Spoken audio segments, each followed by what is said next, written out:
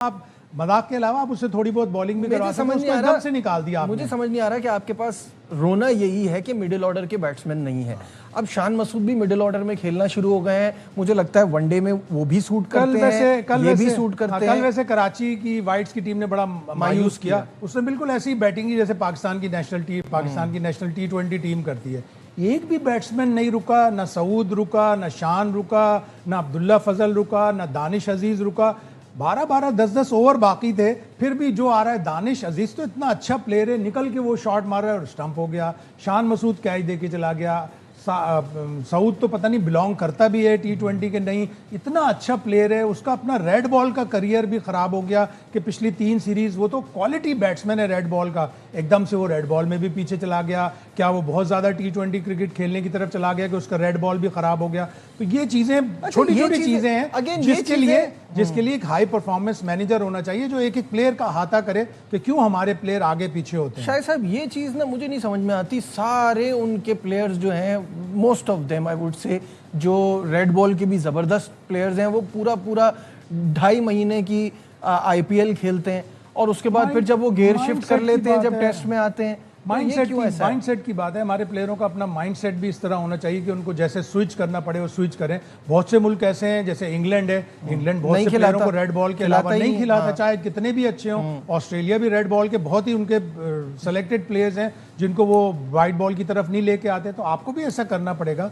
आपको अपने red ball के तो प्लेयर कम से कम करने पड़ेंगे। और अच्छा लग रहा है कि कैंप एक लगाया है जिसमें 22 प्लेयर बुलाए और उसमें कुछ ऐसे प्लेयर हैं जो आपको रेड बॉल में आगे जाके फ्यूचर में काम आ सकते हैं। अच्छा, फ्यूचर की जहाँ तक बात है तो कोई अभी आप देख रहे हैं, अगेन मेरा ज़्यादा फोकस वर्ल्ड कप पे है, तो कोई फास्ट बॉलिंग ऑलराउंडर नज़र आ रहा है आपको ऑप्शन? क्योंकि आपको साउथ अफ्रीका में बहुत ज़रूरत पड़ेगी fast bowling allrounder. Red ball में हमने बहुत ही महदूद रहे। हम रेड बॉल में हमारे पास एक फ़हीम अशरफ ही है ले दे के, जिसको हमने अभी काउंटी में भेजा है। अल्लाह करे वो काउंटी में अच्छी परफॉर्मेंस करे। What about white ball?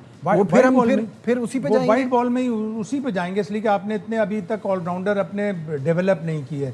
तो आप अगर ऑलराउंडर डेवलप करेंगे तो आपको डेवलप करने के लिए अमाद बट भी इतना बुरा नहीं था, लेकिन अब उसकी एज उसकी साइड पे नहीं है। उसको आपने रेड बॉल की तरफ लिया है। उसने सियालकोट को 2 सीज़न पहले कायद-ए-आज़म ट्रॉफी चैंपियन बनाया था। एक मैच में कायद-ए-आज़म ट्रॉफी के उसका 100 भी है।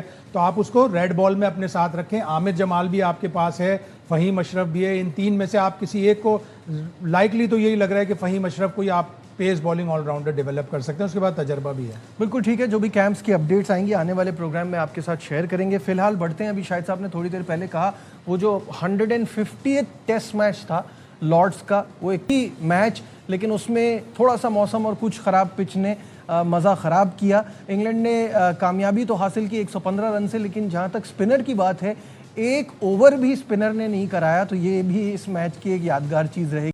बड़ी खतरनाक बॉलिंग देख के डर लग रहा था कि बैट्समैन पे क्या गुजर रही होगी, जिस तरह की पिच बिहेव कर रही थी और ओवरकास्ट कंडीशन। मैंने एक और चीज़ देखी, शायद साहब आपने भी नोट किया होगा, अर्ली समर में ऐसा ही रहता है। वैसे इंग्लैंड में ये जरा ज्यादा हो गया, जैसे जैसे टाइम गुजरता है फिर थोड़ी बैटिंग। अर्ली समर उनकी मई है, तो जून शुरू हो चुका। और फिर इस तरह की पिच जिसमें वेरिएबल बाउंस के कुछ बॉडी पे आके लग रही हैं, कुछ इतनी बैठ रही हैं कि बैट्समैन बल्ला तक नहीं लेके जा पा रहा। बड़ा अच्छा स्टैट एंडी ज़ेल्ज़मैन ने डाला। उन्होंने कहा कि 20 साल में लॉर्ड्स पर जो बैथल सेकंड इनिंग में हेनरी की गेंद पर आउट हुआ, 20 साल में जितनी भी गेंदें लॉर्ड्स पर हुई हैं, ये सबसे ज़्यादा लो हाइट बॉल थी, लो रहने वाली बॉल थी। उससे ही आप अंदाज़ा लगा लें कि यानी कितनी लो रह रही थी बॉल।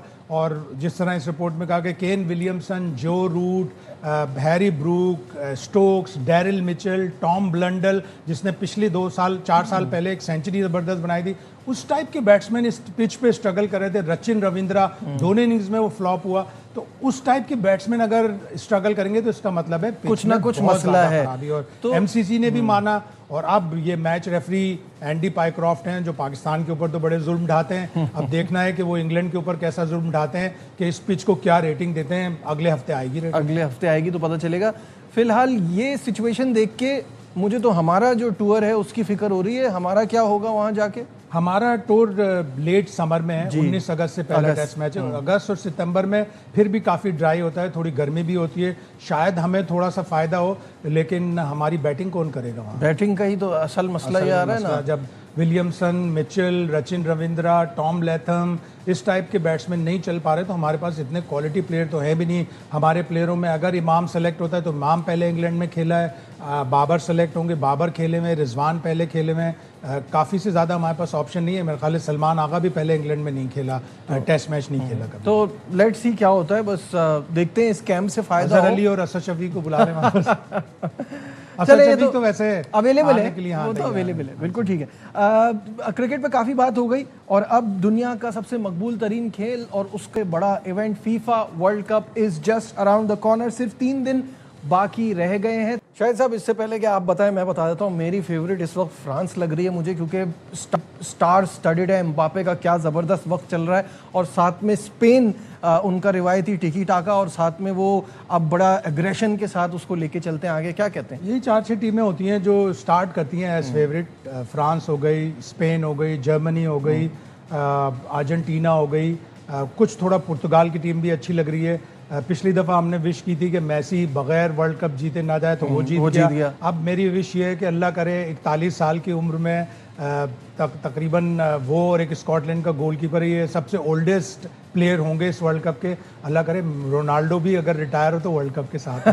पुर्तगाल की टीम इतनी बुरी भी नहीं है। हाँ ठीक है, टीमें सारी अच्छी हैं और वो आगे तक पहुंचे, फाइनल तक बड़ा पहुंचे, मुश्किल नजर आता मुश्किल है, लेकिन कोई भी टीम कुछ भी कर सकती है। शुरू के मैचेस आ रहे हैं, अब चूंकि 48 टीम्स हो गई, शुरू के मैचेस इतने सनसनीखेज नहीं होंगे। राउंड ऑफ 16 से पता चलेगा कितना तैयार है टीमें इस इवेंट के लिए। ठीक है, बहुत बहुत शुक्रिया। शाहिद हाशमी साहब हमारे साथ थे। आज के प्रोग्राम में बस इतना ही। दीजिए अपने मेजबान नजीबुल इजाजत। अपना बहुत ख्याल रखिए। अल्लाह हाफ़िज़।